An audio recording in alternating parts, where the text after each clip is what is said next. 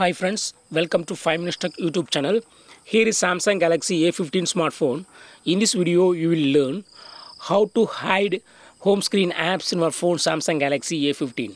First of all, in your phone, go to settings. Then go to home screen. And here select hide home screen apps. Hide apps on home and app screens.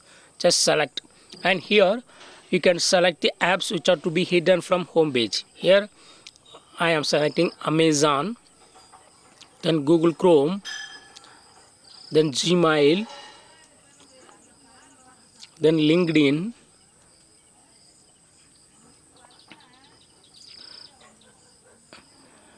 and My Galaxy.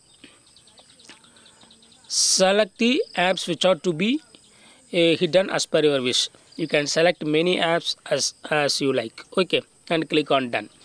And go to home page, and the selected items will not be available in the home page. You cannot find Amazon, Google Chrome, Gmail, etc. in your home page of your phone. Okay, so in this way you can easily hide apps on home screen and app screen. Okay, if you want to remove those hidden apps and restore back to the original place, yes, you can do it.